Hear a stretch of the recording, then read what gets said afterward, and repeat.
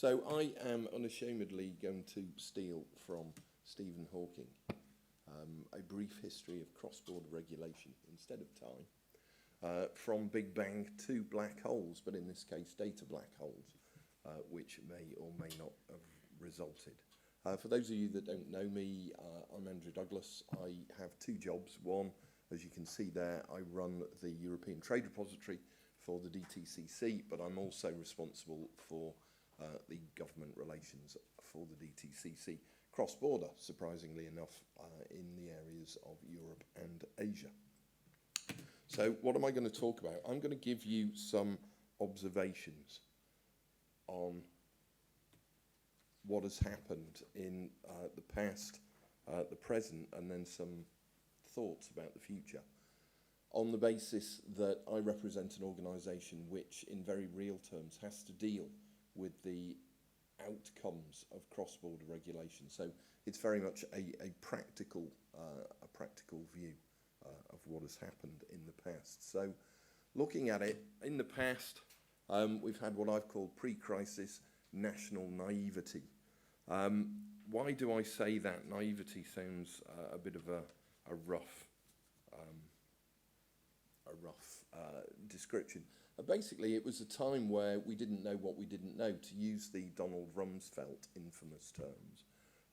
There was a lot of unknown unknowns, and we simply got on with doing business. It was what was known as the era of light touch, or in some jurisdictions, I believe it was lightheartedly referred to as no-touch regulation, where there were local principles and local rules, and basically we saw a degree of trust from the regulatory community in that they allowed a mixture of self-regulation. So there was a lot of organisations acting in a self-regulatory capacity, together with some legislation. But as I said, it was relatively light touch. We had a reference earlier, I think it was Brian talked about legislation at that point tended to be directive. So here in Europe, there were a lot of Ds and not too many Rs.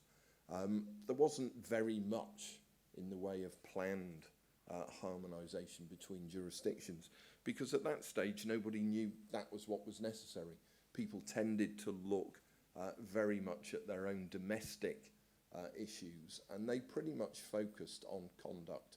So certainly in the UK, in the sort of glory days pre-2008, the focus was very much on insider dealing, that kind of thing, how you prevented that. People didn't understand the interconnectedness of firms and jurisdictions. So there was also no real need for global standards, because everything was designed to be used internally within a specific jurisdiction. And prior to the DTCC, I worked for SWIFT for 10 years. So I spent 10 years trying to ram standards down people's throats with greater or lesser degrees of success.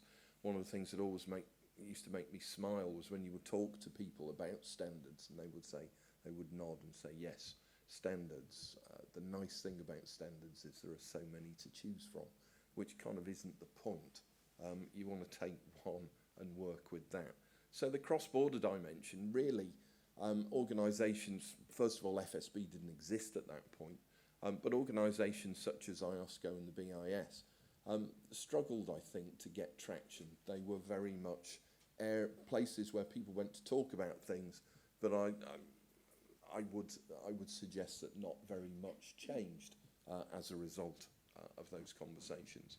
So the end result of this, and I think you'll probably hear this word used a lot during the course of this afternoon, trust. What we eventually developed was predominantly a trust-based system, whether that was trust between the regulators and their regulatees, or whether it was trust between the regulating entities in different jurisdictions.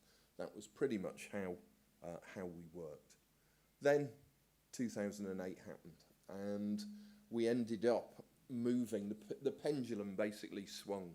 So we went from no regulation, or virtually no regulation, a so-called light touch. We moved to very much a regulatory heavy environment. So people became more interested in what was happening cross-border. As I said earlier, interconnectedness hadn't really been assumed to be problematic, or maybe even not assumed to exist.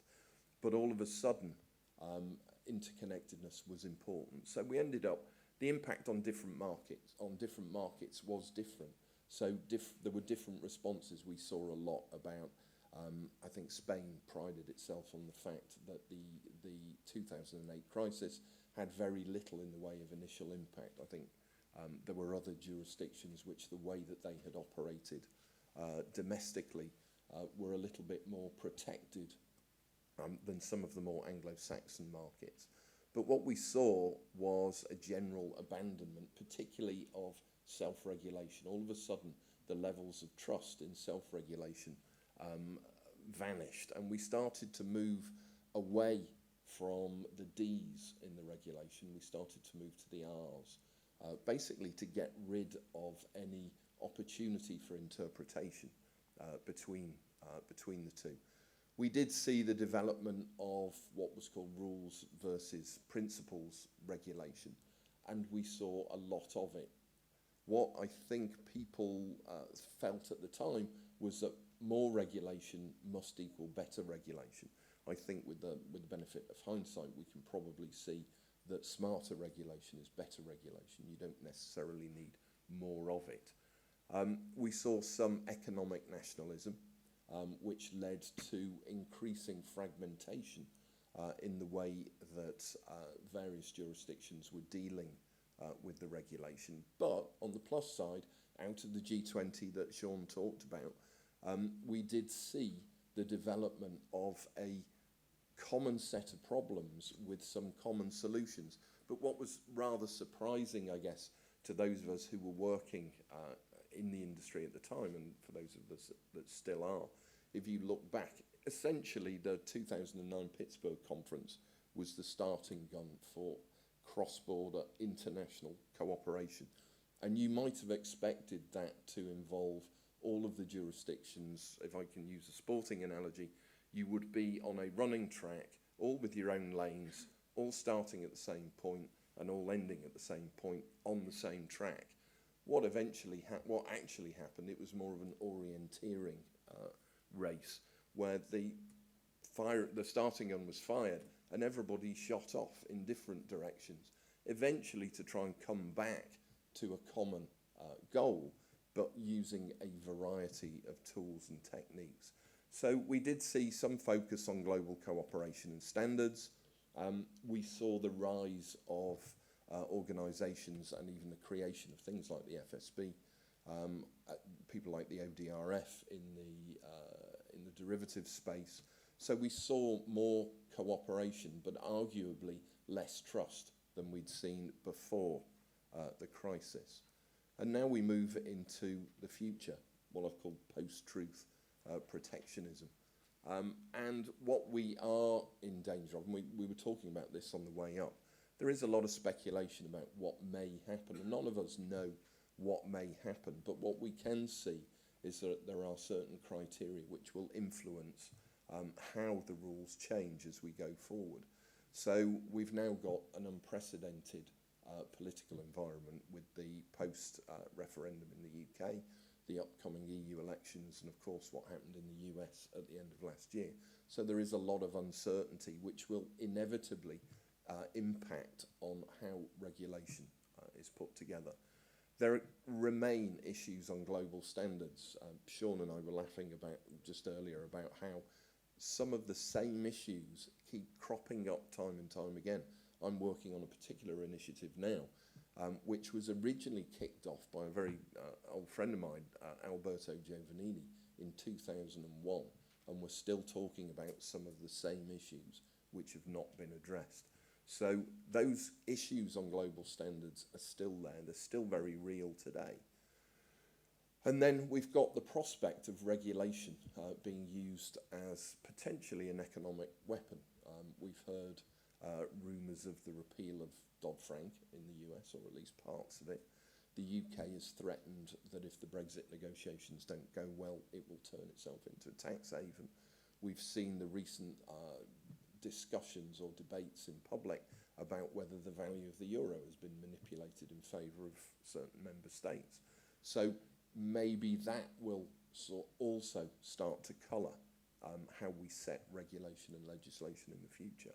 So the questions that I've got, and I don't know whether these will be questions that we'll cover in the debate later, but will the cross-border organisations, will people like the FSB, IOSCO, BIS, will they start to dwindle in their importance and relevance as people start to look more inwardly at their own economic situation and less at how that relates to other jurisdictions? Will equivalence be harder to achieve and maintain? There is a recognition which has struck me as being a relatively recent recognition, maybe I'm just not paying attention, and that's that equivalence is actually a journey, it's not a destination. And so you can be equivalent today, but you have to check, are you equivalent tomorrow? Are you equivalent the day after?